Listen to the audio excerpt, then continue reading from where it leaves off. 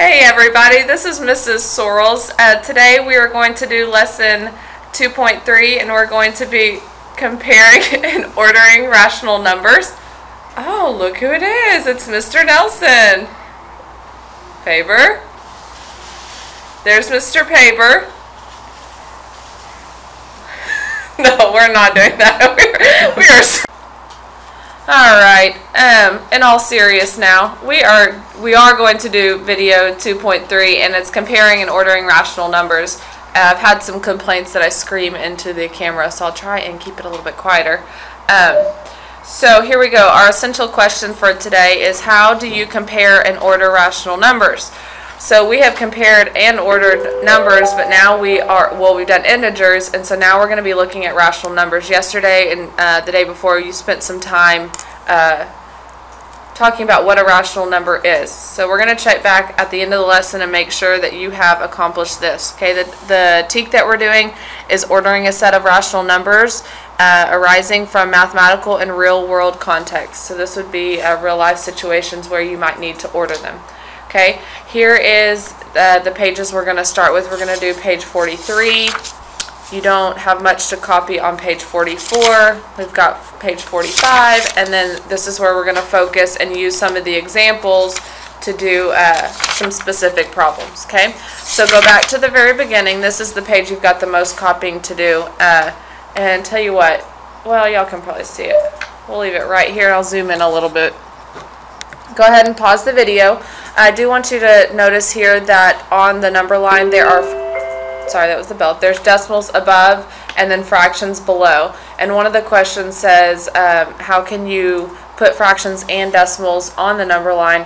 Well, 8/10 is going to be equivalent to 4/5. And so do not think that these are different representations. They are the same. Okay, so go ahead, take a second, copy all of this down, and then I will flip the page. Alright, on the back side of that page, page 44, there really is not that much to get down, but I do want you to take note. These are steps that I'm going to reiterate here in a little bit of how to use it. So if I'm going too fast, if I do not make sense, this is going to be another reference for you to come back and look if you're one of those learners who are going to learn by reading instead of hearing me. Okay, here's the your turn down here, so take a second and get that down. Alright, now we are going to page 45. Okay, and on page 45, the top, ordering rational numbers. So it takes from example 1 and now it's putting it in that real world context here. They're giving you a real situation, and then this is where you would have to order and compare. Okay, so that hits our teak exactly how it's supposed to. And then here is the reflect question. Okay, the reflect question says, describe a different way to order the numbers, and here's the answer we have provided for you. So copy that down, take a second to think about that.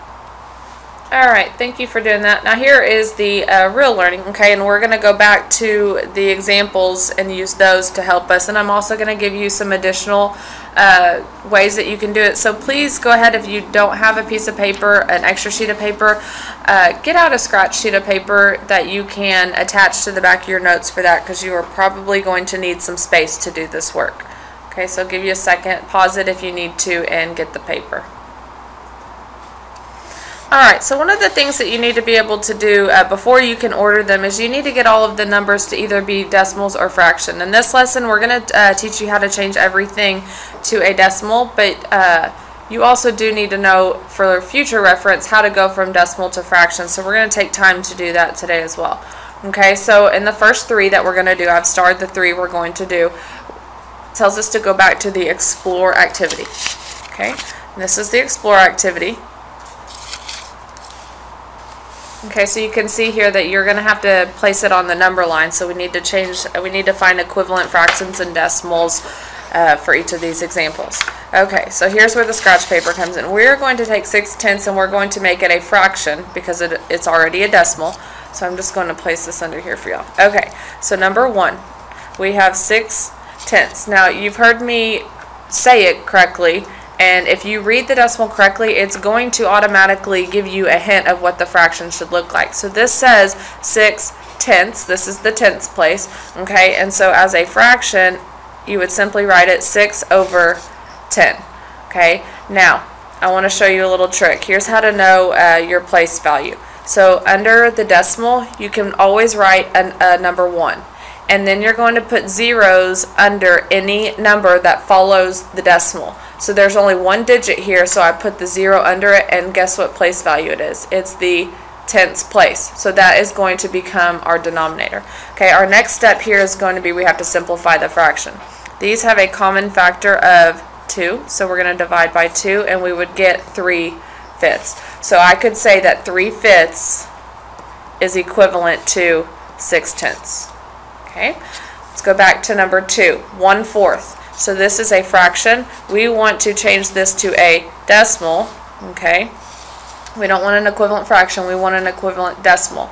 So 1/4. We have learned in class that this fraction bar means to divide. Okay, and so when we're looking at this, this is the dividend and this is the divisor. So I want you to write this: dividend divided by the divisor. Okay, the dividend is the one that is being split up, it's in the house, and the divisor is going into it. Okay, so it's going to end up looking like this.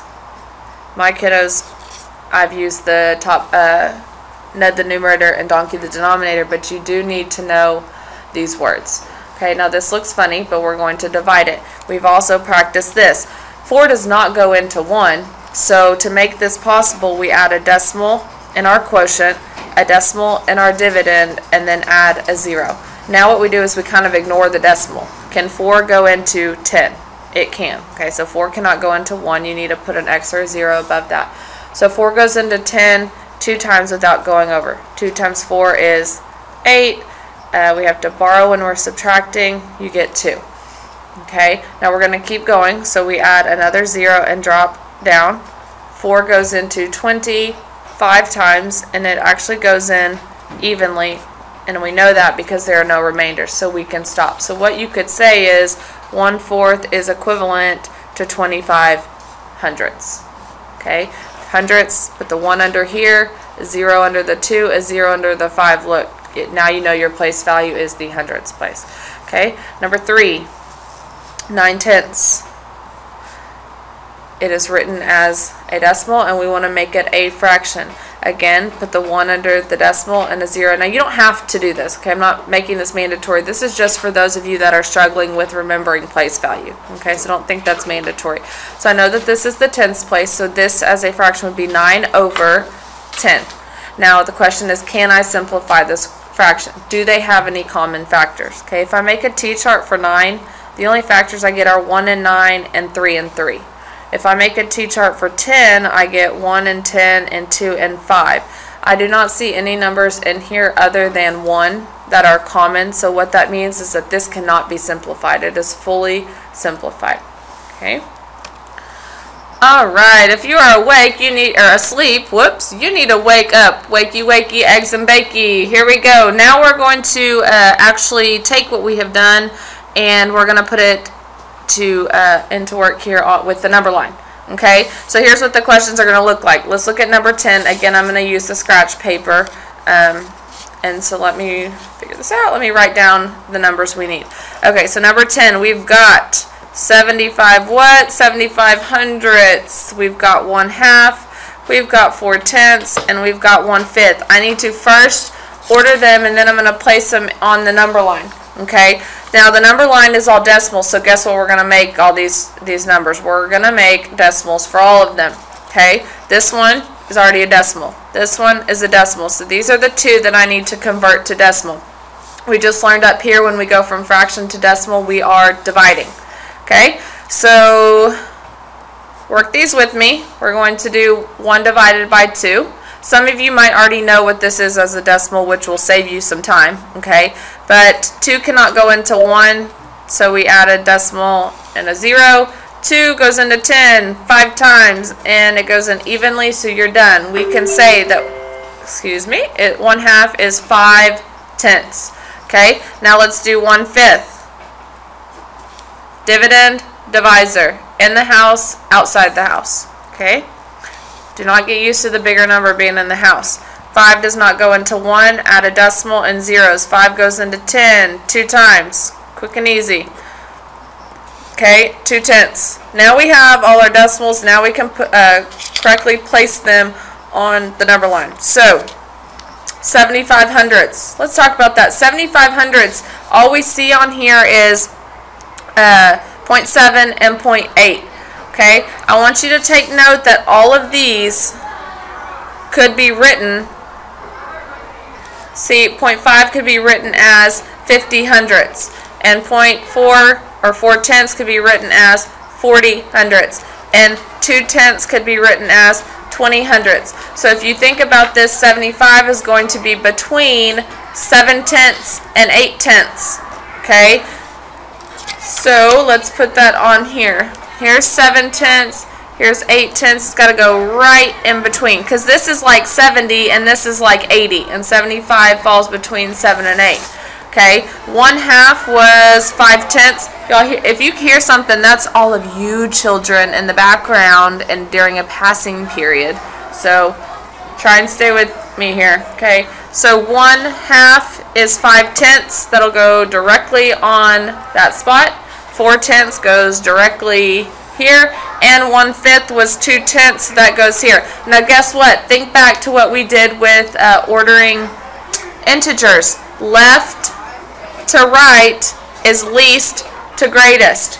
Okay, so if we're going to order from least to greatest, all we have to do is read the number line. 2/10, 4/10, 5/10, 75 hundredths. Okay, and that is that one. Okay. No, we're just gonna go. So bad. So bad. What is that? Feet, faces. Watch the video. Do your homework. Pick me, pick me. No.